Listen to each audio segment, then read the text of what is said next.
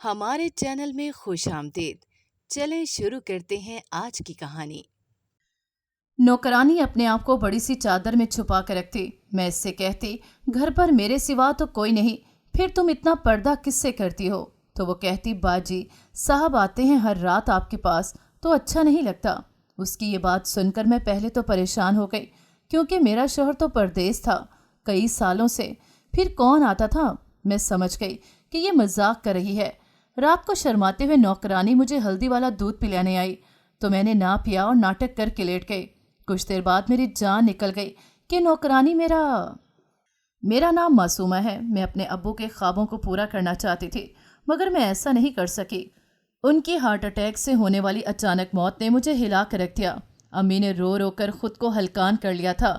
ایسے کڑے وقت میں میرے ماموں نے ہمارے سر پر ہاتھ رکھا۔ انہوں نے مجھے بہت حوصلہ دیا۔ وقت کا کام گزرنا ہوتا ہے، وہ کسی کے لیے نہیں رکتا۔ زندگی تو معمول پر چل پڑی۔ میرے ابو مجھے ڈاکٹر بنانا چاہتے تھے، مگر ایسا نہ ہو سکا۔ ماموں ہمارا اتنا کرتے تھے، امی کو پسند نہیں آتا۔ جب امی کی عدت مکمل ہوئی تو میرے چچا نے ہم دونوں کو گھر سے نکال دیا اور ماموں ہم پر ترس کھاتے ہوئے اپنے ساتھ گھر لے گئے۔ جب مامی نے ہم دونوں کو ماموں کے ہمراہ گھر میں داخل ہوتے دیکھا تو ان کے تیور بدلے۔ ماموں نے ہم دونوں کو خاموشی سے کمرے میں بھیج دیا اور پھر دونوں کے درمیان ہونے والی بحث چلتی رہی۔ پھر ماموں نے فیصلہ سنایا کہ ہم دونوں کہیں نہیں جائیں گے۔ انہوں نے کہا کہ اگر تمہیں میری بہن اور بھانجی سے کوئی مسئلہ ہے تو تم یہ گھر چھوڑ کر چلی جاؤ۔ امی کو ماموں کی بات پسند نہ آئی۔ انہوں نے کمرے سے باہر نکل کر دونوں کے درمیان مداخلت کی، مگر ماموں نے ان کو چپ کروا دیا اور پھر مامی نے ہنکارا بھرا۔ پھر تو ہماری زندگی یکسر تبدیل ہو گئی۔ ماموں کی موجودگی میں تو مامی ہم دونوں کے ساتھ اچھا سلوک کرتی، مگر ان کے جانے کے بعد بہت برا سلوک کرتی۔ ہر وقت تانے دیتی رہتی۔ اگر میں ان کو جواب دینے کی کوشش کرتی تو امی مجھے منع کر دیتی۔ اس طرح مجھے بھی مامی کی باتیں سننا پڑتیں۔ ایک دن ماموں نے مجھے تعلیم حاصل کرنے کے بارے میں کہا تو مامی کے تیور بدل گئے، مگر انہوں نے ماموں کے سامنے کچھ نہ کہا۔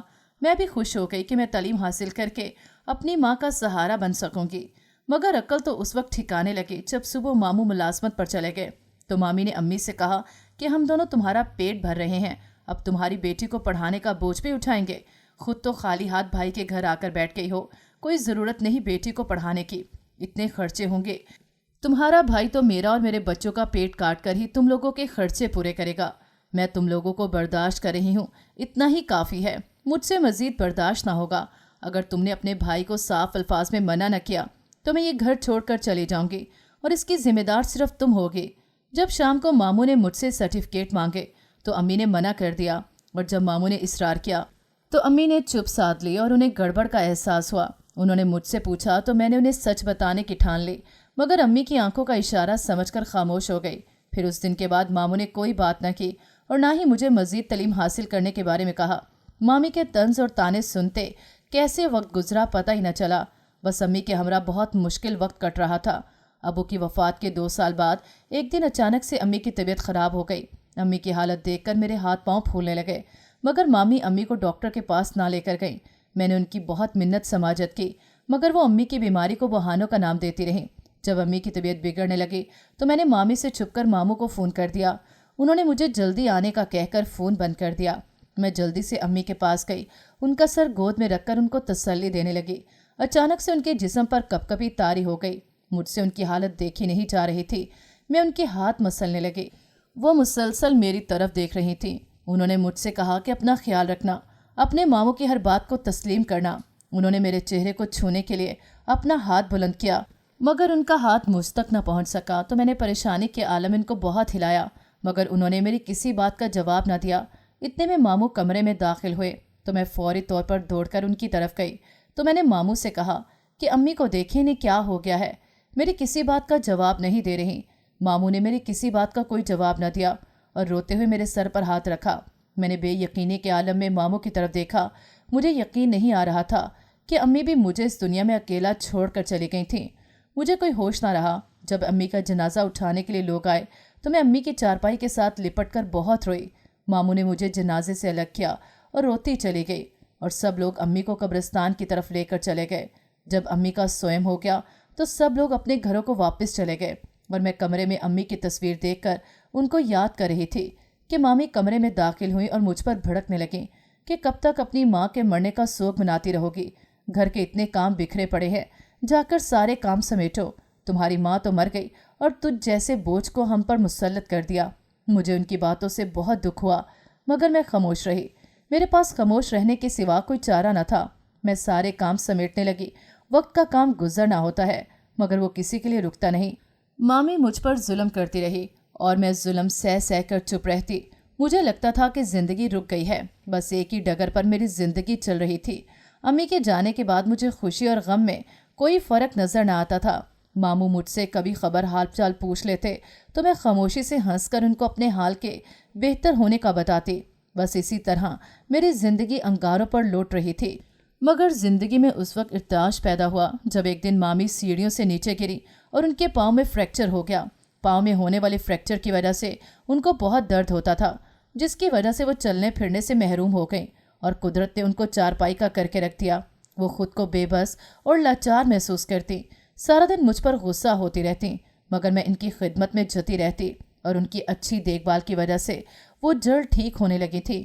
اس حادثے کی وجہ سے ان کی زبان انگارے اگلنا بند ہو گئی تھی۔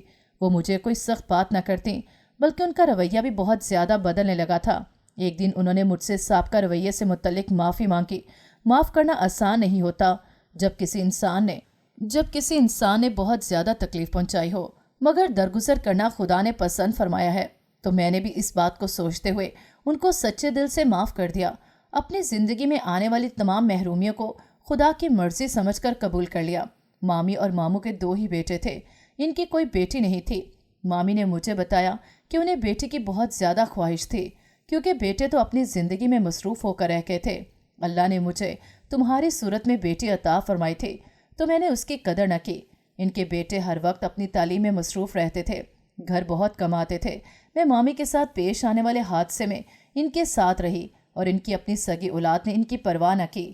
یہ بات انہیں بہت پشیماں کرتی تھی۔ اکثر مجھ سے اپنے دل کی بات کہہ دیا کرتی تو میں ان کو حوصلہ دیتی، کہتی کہ میں آپ کے پاس ہوں نا۔ ایک دن مامی نے مجھے ماموں کے لیے چائے بنانے کے لیے کہا۔ جب میں چائے ٹرے میں سجا کر کمرے میں داخل ہونے لگی تو کمرے سے آنے والی آوازوں نے میرے قدم روک لیے۔ ماموں میری شادی کے بارے میں بات کر رہے تھے، جس پر مامی میری شادی اپنے بیٹے سے کروانے پر باضد تھی، لیکن ماموں انہیں میرے اور امی کے ساتھ سابقہ رویے کے بارے میں یاد دہانی کروا رہے تھے۔ مگر مامی نے کہا کہ مجھے غلطی کا احساس ہو گیا ہے، اس لیے میں اپنی غلطی کو سدھارنا چاہتی ہوں۔ اس کے بعد میں کمرے میں داخل ہوئی اور انہیں چائے دینے کے بعد واپس آنے لگی تو انہوں نے مجھے بلایا اور مجھے اپنے فیصلے کے بارے میں آگاہ کیا۔ پھر انہوں نے مجھ سے میری رضامندی پوچھی تو مجھے امی کے آخری وقت کہے گئے جملے یاد آئے اور میں نے ماموں کے فیصلے پر سر تسلیم خم کیا۔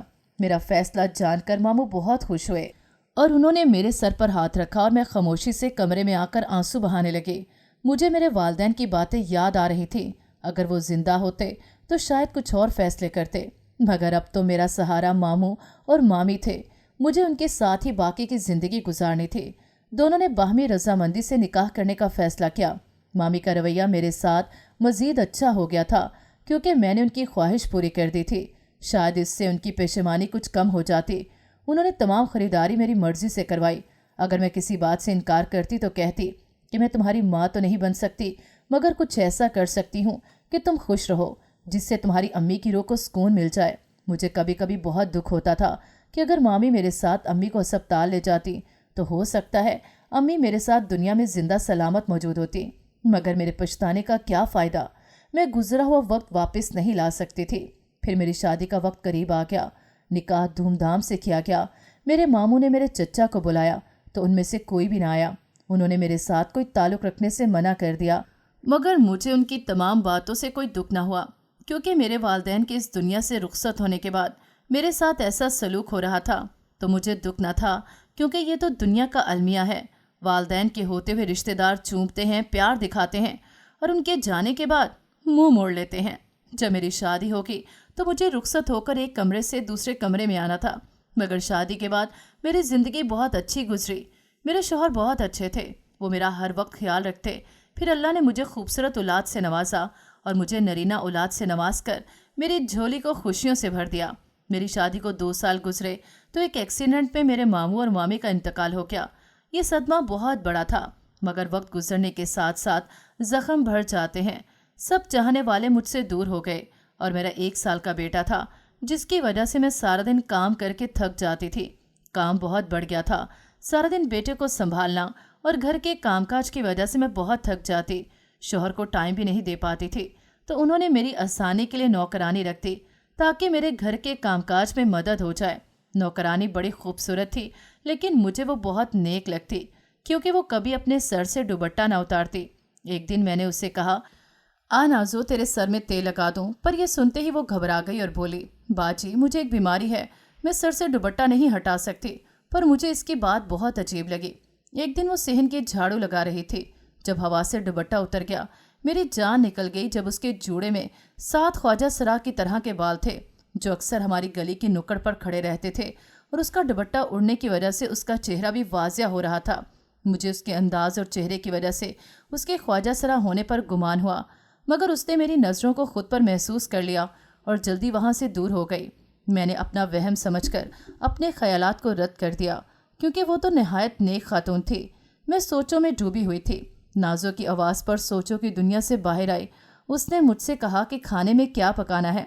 मैंने उसको खाना पकाने के लिए मना कर दिया और उससे कहा कि खाना मैं आज खुद बना लूँगी, तुम बस कपड़े धो लो। इससे बात करने के दौरान मैं उसके चेहरे को गौर से देख रही थी, जो कि उसने हिजाब में छुपाया हुआ था। जब मैंने खाना तैयार कर लिया तो उसे खाना खाने के लिए बुलाया। उसने खाने से मना कर दिया। मुझे उसका इनकार सुनकर हैरानी हुई, क्योंकि वो खाने से इनकार नहीं करती थी। मैं उसको जो कुछ खाने को देती वो खामोशी से खा लेती, मगर उसके इनकार की वजह से मुझे बहुत ज़्यादा हैरानी हो रही थी, क्योंकि वो भूख की कच्ची थी। जब उसे भूख बहुत ज़्यादा लग जाती थी तो वो खाना खाने के लिए बेचैन हो जाती थी। मगर मैंने भी फिर बहुत ज़्यादा इसरार न किया और उसे घर के लिए खाना पैक करके देने लगी। मगर उसे घर जाने की जल्दी थी और जल्दी में वो खाना लेकर न गई। उसने सारे काम जल्दी जल्दी समेटे और मुझसे इजाज़त मांगी और चली गई। अगली सुबह जब वो घर में दाखिल हुई तो उसने ही हिजाब के साथ बुर्का भी पहन रखा था। जब मैंने उसकी तब्दीली नोट की तो मुझे तजस्सुस हुआ। मैंने उसे बाबत सवाल किया तो वो मेरे सवाल पर घबरा गई। उसके बदले हुए रंग देखकर मुझे गड़बड़ का एहसास हुआ, तो मैंने उसके होलिये पर सवाल खड़ा कर लिया और उससे तब्दीली की वजह पूछी तो वो घबरा गई। उसने कहा कि बस जल्दी में इस तरह तैयार होकर आ गई हूँ, लेकिन उसने मेरी बात का कोई खातिर ख्वाह जवाब न दिया कि जिससे मुझे कोई तसल्ली होती, और वो कामों में मसरूफ़ हो गई। मैंने सारा दिन उसके साथ रहने का फ़ैसला किया और उस पर अमल करने के लिए मैंने स्टोर रूम में सफाई करती नाजो को आड़े हाथों लिया। वो मेरी मौजूदगी में मुसलसल घबरा रही थी और वो मुझे कुछ परेशान भी लगी, जैसे वो मुझसे कोई बात करना चाहती थी मगर कह ना पा रही थी। इतने में दरवाजे पर घंटी बजी। वो जल्दी से स्टोर से निकल गई और जाकर दरवाज़ा खोला। जब मैं इसके पीछे गई तो वो किसी ख्वाजा सरा से बात कर रही थी। जब मैं उसके पास पहुंची तो उसने जल्दी से दरवाज़ा बंद किया। जब मैंने उससे पूछा कि तुम किससे बात कर रही थी, तो वो परेशान हो गई और परेशानी में अपने हाथ की उंगलियां मिलाने लगी। उसकी इस कैफियत को देख रही थी और फिर उसकी आंखों से आंसू जारी हो गए। जब मैंने उसे रोते हुए देखा तो नरम पड़ गई और उससे रोने की वजह पूछी तो उसने कहा कि मुझे बहुत बड़ी परेशानी है, जिसके बारे में मुझे मेरी बहन बताने आई थी। कुछ बुरे लोगों ने हमारे घर पर नज़र रख ली है। वो हमारे घर पर ज़बरदस्ती कब्जा करना चाहते हैं, जिसकी वजह से वो अक्सर मेरे घर वालों को परेशान करते रहते हैं। वो चाहते हैं कि हम घर को अपनी रजामंदी से उनके हवाले कर दें। मैंने 1-2 दफ़ा मोहल्ले के लोगों से बात की है, मगर वो मेरी मदद करने के लिए तैयार नहीं। वो मेरी मदद क्यों करेंगे, क्योंकि वो तो हम जैसे लोगों से नफ़रत करते हैं। इनको हमारे दुख दर्द से कोई फ़र्क नहीं पड़ता। मैंने उससे कहा कि ये कौन लोग हैं जो तुम्हें इस तरह से धमकियाँ दे रहे हैं, तो उसने मुझे बताया कि ये लोग ज़बरदस्ती घरों पर कब्जा करते हैं और हर रोज़ धमकी देने आ जाते हैं कि अगर हमने घर ना छोड़ा तो वो हमारा सामान उठाकर फेंक देंगे। हमारे पास कोई और आसरा नहीं, इसलिए मैं अपने घर वालों को लेकर कहाँ जाऊँगी। मुझे कोई और सहारा नज़र नहीं आया, इसलिए मैंने सोचा कि आपसे मदद ले लूँ। मैं इतने दिनों से ये बात करना चाहती थी, मगर मुझे हौसला नहीं हो रहा था।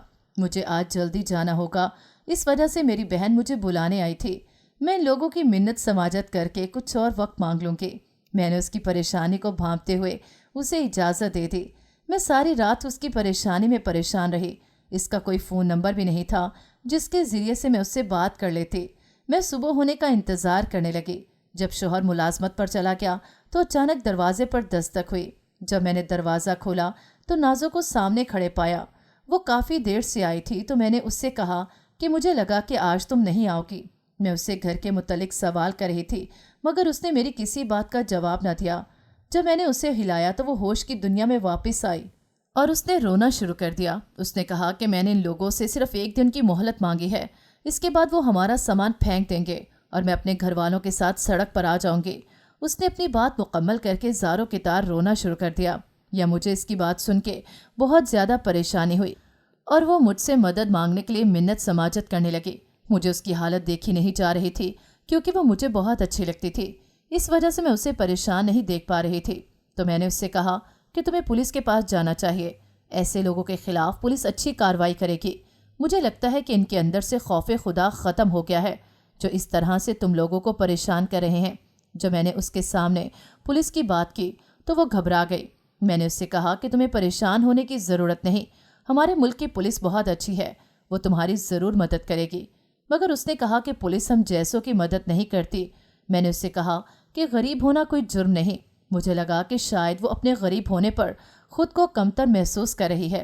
تو اس نے کہا کہ یہ بات نہیں، میں نے آپ لوگوں سے بہت بڑی بات چھپائی ہے اور جس کو بتاتے ہوئے مجھے شرم آ رہی ہے، مگر میں نے جو کچھ بھی کیا مجبوری میں کیا، میرا مقصد کوئی دھوکہ کرنا نہیں تھا۔ مجھے اس کی بات سن کر حیرانی ہوئی۔ میں نے کہا کہ کون سی ایسی بات ہے تو مجھے بتانا چاہتی ہو؟ اس نے مجھے جو کچھ بتانا شروع کیا وہ سنتے ہوئے میری روح لرز گئی۔ اس نے کہا کہ میں کوئی عورت نہیں ہوں اور پھر اس نے میرے سامنے اپنا حجاب کھول دیا اور جیسے اس کا دوپٹہ اس کے سر سے ہٹا تو اس کے بال واضح ہو گئے جو کہ اس کے اپنے سر سے ہٹا دیے، اور وہ بال نہیں بلکہ اس کے سر پر لگی ہوئی وگ تھی، اور بال ہٹانے کے بعد اس کا چہرہ واضح ہو گیا۔ اس نے کہا کہ میں خواجہ سرا ہوں اور میں ان میں سے ایک ہوں جو 7 خواجہ سرا گلی کی نکڑ پر کھڑے رہتے ہیں۔ ہمارا گرو چاہتا تھا کہ ہم سڑک پر کھڑے ہو کر بھیک مانگیں، مگر مجھے یہ پیشہ پسند نہ آیا، تو میں نے گرو کو صاف منع کر دیا کہ میں سڑک پر کھڑے ہو کر بھیک نہیں مانگوں گی کیونکہ لوگ ہمارے ساتھ اچھا سلوک نہیں کرتے۔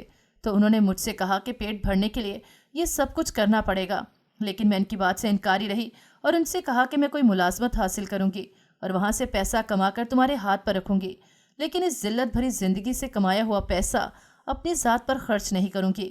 ایک دن آپ کے شوہر گلی کی نکڑ پر کھڑے ہو کر کسی سے نوکرانی کی بات کر رہے تھے، اس وجہ سے مجھے ان کی باتیں صاف سنائی دے رہی تھیں، تو میں نے بھیس بدل کر نوکرانی بننے کا فیصلہ کیا تاکہ مجھے عزت دار نوکری مل جاتی، اور پھر میں نوکرانی بن کے آپ لوگوں کے گھر آ گئی۔ مجھے اپنا دھوکہ کرنے پر بہت غصہ آتا تھا، مگر میرے پاس یہ کرنے کے سوا اور کوئی چارہ نہ تھا، اس وجہ سے مجھے یہ قدم اٹھانا پڑا۔ آپ لوگوں کے گھر میں خود کو میں محفوظ سمجھتی تھی۔ پہلے تو گرو نے مجھے یہ سب کرنے سے منع کیا، مگر مجھے پرسکون دیکھ کر آپ لوگوں کے گھر نوکری کرنے کی اجازت دے دی، اور جب یہاں سے پیسے کما کر میں نے اس کے ہاتھ پر رکھے تو وہ خوش ہو گیا۔ میں نے اسے کہا کہ ہم خواجہ سرا بھی عزت کی روٹی کما سکتے ہیں، مگر آپ کا اچھا سلوک دیکھ کر مجھے بہت دکھ ہوتا تھا۔ پتہ نہیں لوگ ہم خواجہ سرا سے اتنی نفرت کیوں کرتے ہیں، ہمیں تو خدا نے ایسا بنایا ہے، جب ہم پیدا ہوتے ہیں تو ہمارے والدین ہمیں قبول نہیں کرتے۔ میرے والدین نے بھی مجھے گرو کے در پر پھینک دیا، مجھے یہ بھی نہیں پتا کہ وہ اس دنیا میں زندہ بھی ہیں کہ نہیں۔ مجھے اس کی باتیں سن کر بہت دکھ ہوا۔ اس نے کہا کہ میں خواجہ سرا ہوں اور آپ بھی میری مدد نہیں کریں گی کہ میں اپنے ساتھیوں کے سر کی چھت بچا سکوں۔ مجھے اس کی بات سن کر بہت دکھ ہوا کیونکہ میں عام انسان کی طرح نہیں سوچنا چاہتی تھی۔ میں نے اس سے کہا کہ میں تمہاری مدد ضرور کروں گی اور تمہاری مدد کرنے کا وعدہ کرتی ہوں کہ جب تک تمہاری ان برے لوگوں سے جان نہیں چھوٹ جاتی میں تمہاری مدد کرتی رہوں گی۔ میری بات سن کر اس کی آنکھوں میں آنسو آ گئے اور وہ میرا شکریہ ادا کرنے کے لیے میرے سامنے ہاتھ جوڑنے لگی، مگر میں نے اس کو ایسا کرنے سے منع کر دیا۔ اس نے کہا کہ میرے پاس ایک رات کا وقت باقی ہے۔ اتنے میں میرے شوہر گھر میں داخل ہوئے۔ نازو جلدی سے کام میں مصروف ہو گئی اور میں اپنے شوہر کے پیچھے کمرے میں چلے گئی، ان سے روزمرہ کی باتیں کرنے لگی، مگر میرا دماغ تو ناجو کی باتوں کی طرف لگا ہوا تھا اور جو وعدہ میں نے اس سے کر لیا تھا اسے پورا کرنا چاہتی تھی، مگر مجھے کوئی راستہ دکھائی نہ دے رہا تھا۔ مجھے سوچ میں ڈوبا دیکھ کر میرے شوہر نے میری آنکھوں کے سامنے چٹکی بجائی تو میں ہوش کی دنیا میں واپس آئی۔ انہوں نے کہا کہ تم کچھ پریشان لگ رہی ہو۔ میں نے ان سے کہا کہ میں بہت زیادہ پریشان ہوں، مگر میں انہیں اپنی پریشانی بتاتے ہوئے ہچکچا رہی تھی۔ انہوں نے میرے کندھے پر ہاتھ رکھا اور مجھے تسلی دی۔ میں ان کو بتانے ہی والی تھی کہ میرے بیٹے کی رونے کی آواز آنے لگی۔ میں جلدی سے اپنے بیٹے کے پاس پہنچی، اس کی انگلی سے خون بہہ رہا تھا۔ جلدی سے نازو میرے پاس پٹی لے کر آئی۔ پٹی کرنے کے باوجود بھی میرے بیٹے کا خون نہیں رک رہا تھا۔ اس کا ہاتھ دروازے میں آنے کی وجہ سے انگلی کٹ گئی تھی۔ میں نے جلدی سے شوہر کو آواز لگائی۔ جب وہ کمرے سے باہر آئے تو بیٹے کی حالت دیکھ کر پریشان ہو گئے۔ اس کی انگلی سے مسلسل خون بہہ رہا تھا۔ तो हम दोनों जल्दी से उसे अस्पताल लेकर गए। जब हम अस्पताल पहुंचे तो डॉक्टर हमसे खफा हुआ। उसने कहा कि इतने छोटे बच्चे की उंगली कट गई है, शायद घर में किसी नाअहली की वजह से इस बच्चे के साथ ये हादसा पेश आया। उसने छोटा सा ऑपरेशन करने का कहा, जिसके ज़रिए से उंगली को टांके लगाए जाते। मुसलसल खून बहने की वजह से मेरे बेटे पर बेहोशी तारी हो रही थी, तो मेरे शौहर ने डॉक्टर से जल्दी ऑपरेशन करने का कहा। डॉक्टर जल्दी से मेरे बेटे को इमरजेंसी ले गए और हम दोनों को भी पास रहने को कहा। टांके लगाने के बाद मेरे बेटे की उंगली से खून बहना बंद हो गया, तो हम दोनों की जान को सुकून मिला। बैठे बैठाए इतनी बड़ी परेशानी आ गई थी। इस तमाम वक्त के दौरान मुझे घर का बिल्कुल होश न रहा, क्योंकि घर पर नाजो अकेली थी। जब कुछ देर बाद मेरे बेटे को होश आया तो डॉक्टर ने उसे घर ले जाने की इजाज़त दे दी। जब हम दोनों घर में दाखिल हुए तो नाजो को सामने खड़े हुए पाया। मुझे बहुत ज़्यादा परेशान लग रही थी। जब मैं उसके पास पहुंची तो उसने मेरे बेटे के मुतल्लिक दरियाफ्त किया, तो मैंने उसको अस्पताल में होने वाली कार्रवाई के मुतल्लिक आगाह किया। तो उसने मुझे तसल्ली दी और मेरे बेटे को जाकर कमरे में लटा दिया। जब मैं वापस आया तो मैंने नाजो को घर जाने का कहा और उसका शुक्रिया अदा किया कि उसने इतनी देर घर का ख्याल रखा। उसने कहा कि मुझे जल्दी घर जाना होगा, कहीं वो लोग दोबारा परेशान न करने आ जाएं। मैं तो इस तमाम वक्त के दौरान नाजो की परेशानी के बारे में बिल्कुल ही भूल चुकी थी। मैंने परेशान को नज़रों से नाजो की तरफ देखा और उससे कहा कि तुम्हारे मसले के बारे में मैं भूल गई थी। अचानक से इतनी बड़ी परेशानी आने की वजह से मेरा दिमाग बिल्कुल शल हो गया था। मैंने उसे कहा कि ये रात तुम गुजार लो, कल का सूरज तुम्हारी ज़िंदगी की तमाम परेशानियों को ख़त्म कर देगा। मैंने उसे कहा कि ये मेरा तुमसे वादा है। तो उसने तशक्कुर भरी नज़रों से मेरा शुक्रिया अदा किया और अपने घर की तरफ चली गई। मैंने घर का दरवाज़ा बंद किया और कमरे में दाखिल हुई और अपने बेटे के सर पर प्यार करने लगी। अल्लाह का शुक्र अदा किया कि उसने मेरे बेटे की ज़िंदगी को बख्श दिया, वरना अपने बेटे की हालत देखकर मुझे बहुत ज़्यादा परेशानी हो रही थी। जब मेरे शौहर ने मुझे सोच में डूबा हुआ देखा तो मुझे तसल्ली दी और कहा कि हमारा बेटा बिल्कुल ठीक है, तुम्हें परेशान होने की ज़रूरत नहीं। तो मैंने मुस्कुरा कर इस बात में सर हिलाया। उन्होंने कहा कि तुम मुझे किसी और बात की वजह से परेशान लग रही हो, जबकि मैंने तुमसे पहले भी पूछा था, तब भी तुमने कोई जवाब न दिया, और फिर हमारे बेटे की तकलीफ की वजह से मैं दोबारा तुमसे पूछ नहीं पाया। तो मुझे आम दिनों से मुख्तलिफ लग रही हो। मुझे डर लग रहा था कि कहीं शौहर मुझे नाजो की मदद करने से मना न कर दें, और मैं अकेली अपने शौहर की मदद के बगैर किस तरह उसकी मदद कर सकती थी। ये तमाम बातें मुसलसल मेरी ज़ात का अहाता कर रही थीं, मगर शौहर से मदद मांगने के सिवा मेरे पास कोई चारा न था। इसलिए उनको अपनी परेशानी बताकर शायद कोई मुझे हल मिल जाता। तो मैंने उनसे कहा कि मुझे एक परेशानी है और मैंने किसी की मदद करने का फ़ैसला कर लिया है, बस मैं आपके बगैर ये मदद नहीं कर सकती। तो उन्होंने मेरे हाथ पर हाथ रखकर मेरी मदद करने का यकीन दिलाया। तो मैंने उन्हें नाजो के मुतल्लिक तमाम हकीकत बता दी। उन्हें बहुत ज़्यादा हैरानी हुई। पहले तो उन्हें बहुत गुस्सा आया कि उन्होंने इतनी बड़ी बेवकूफ़ी कैसे कर ली। उन्हें नौकरानी के बारे में पूछ कुछ करके फ़ैसला करना चाहिए था। अगर जब मैंने उन्हें नाजो के नेक होने के बारे में बताया तो उनको कुछ सुकून मिला, और फिर उन्हें नाजो की परेशानी के बारे में आगाह किया और उनसे कहा कि आप नाजो को परेशान करने वालों के बारे में कोई सख्त रद्द अमल करें, क्योंकि वो बुरे लोग नाजो और उसके साथियों को परेशान कर रहे हैं। तो मेरे शौहर सोच में डूब गए। उनको सोच में डूबता देखकर मुझे हैरानगी हुई। एक पल तो मुझे ऐसे लगा कि नाजो की मदद नहीं करेंगे, और जब उन्होंने कहा कि हमें इस तरह पराए मामले में नहीं पड़ना चाहिए तो मुझे अपने शौहर की बात सुनकर बहुत अजीब लगा। मैंने उनसे कहा कि आप नाजो के ख्वाजा सरा होने की वजह से उसकी मदद नहीं कर रहे। अगर वो ख्वाजा सरा है तो उसको जीने का कोई हक नहीं क्या? मुझे लगा कि आपकी सोच आम लोगों की तरह नहीं होगी, मगर आपके ख्यालात जानकर मुझे दुख हो रहा है। मैंने आपको कभी अपनी ज़ात के लिए तंग नहीं किया। जो भी आपने मुझे दिया उसको मैंने खुशदिली से कबूल किया। कभी आम बीवियों की तरह आपको नहीं सताया, मगर आपको मेरी खातिर ख्वाजा सरा नाजो की मदद करना होगी। मेरी बातों का इतना असर हुआ कि वो फौरी मान के उन्होंने कहा कि वो ख्वाजा सरा की ज़रूर मदद करेंगे। इनकी तरफ से रजामंदी हासिल करने के बाद मेरे दिल को सुकून मिला। अपने शौहर की मदद से मैं नाजो की छत को महफूज रख सकती थी। अपने शौहर से वादा लेने के बाद मैं पुरसकून लेट गई, मगर मुझ पर सारी रात नींद मेहरबान ना हुई, क्योंकि मुझे बार बार नाजो की फ़िक्र सता रही थी। जब तक उसकी इन बुरे लोगों से जान नहीं छूट जाती मुझे सुकून नहीं मिल सकता था। जब फजर की अजान मेरे कानों में पड़ी तो मैंने जल्दी से वज़ू किया और जाए नमाज बिछाकर नमाज की नीयत बांधी। नमाज अदा करने के बाद मैंने अल्लाह के हुजूर हाथ उठाए और उस सबको अच्छा हो जाने की दुआ की। जब सुबह मैंने नाश्ता कर लिया तो शौहर से खाने की मेज़ पर दोबारा गुफ्तगू का आगाज़ किया। तो उन्होंने कहा कि मुझे अपने वादे के बारे में याद है और फिर उन्होंने अपनी जेब से मोबाइल फ़ोन निकाला और अपने जिगरी दोस्त को फ़ोन किया जो कि पुलिस के महकमे में इंस्पेक्टर था। मैं और उससे नाज़ो के मुतल्लिक तमाम बातें कहीं और इन लोगों को पकड़ने का कहा तो उनके दोस्त ने उन्हें यकीन दहानी करवाई कि वो ज़रूर नाज़ो की मदद करेंगे। और फिर तमाम मालूमात देने के बाद मेरे शौहर ने फ़ोन बंद कर दिया। मेरे शौहर ने कहा कि मेरा इंस्पेक्टर दोस्त अपनी पुलिस नफरी के साथ आ रहा है। इतने में नाज़ो घर में दाखिल हुई जो कि मुसलसल रो रही थी।